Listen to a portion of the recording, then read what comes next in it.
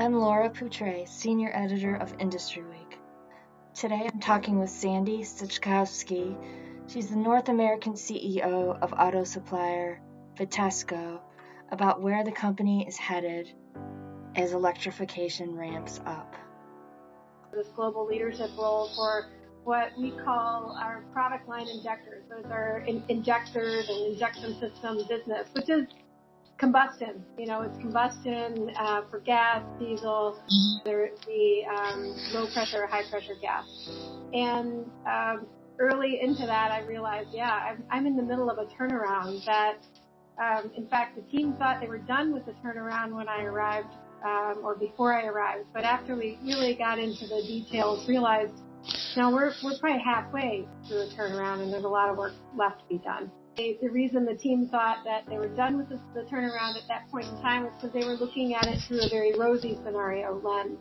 But when you looked at it through maybe a more pragmatic lens, or the lens of the cyclicality of the automotive industry, then you realize that things weren't quite as they seemed. And so by getting that kind of clear view across the more pragmatic scenarios as well, then people's eyes were opened and we got to work on understanding where were our cost levers that we could push and how quickly we could push them so that we could decrease our costs without leading to, having a lot of people displaced from their jobs and things. So through quick team-oriented action, we ended up reducing our structural costs by about 30% in a very short period of time, and we did it without laying people off because we were able to find other parts of the overall company where their skills were needed. One of the most important assumptions that I was saying is through that kind of rose-colored glass was about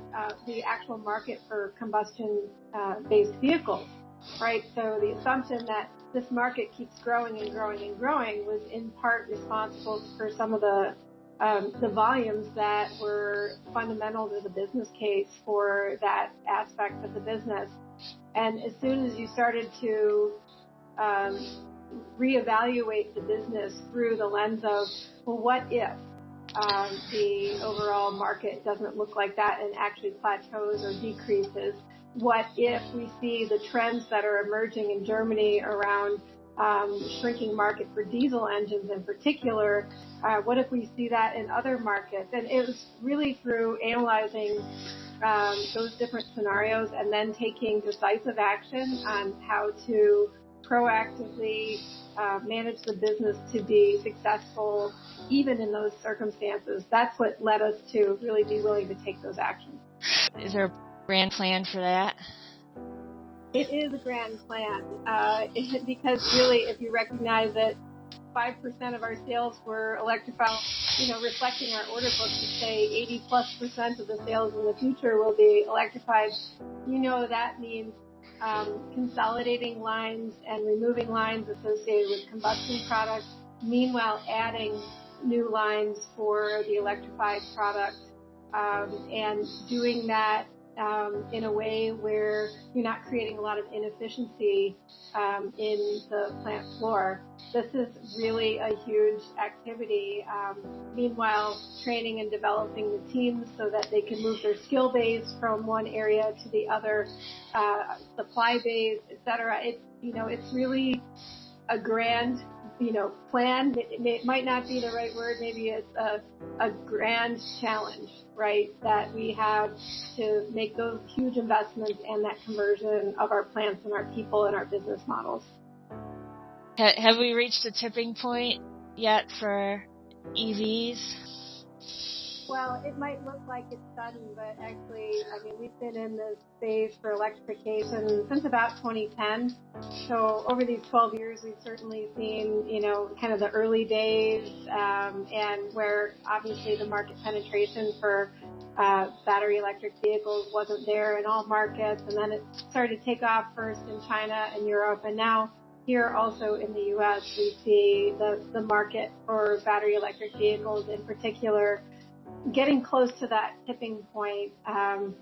So it's for sure one of those matters now that has gone from will it happen to yes, it's happening, but when will it happen to wow, it's happening now in terms of industrialization, because industrialization of such technologies always happens 3, 4, 5 years in advance of when you really see it in the market.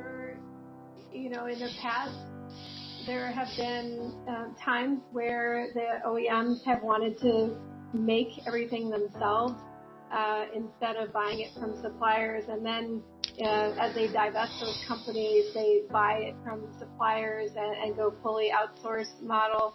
I think we're at the beginning of this transformation around electrification.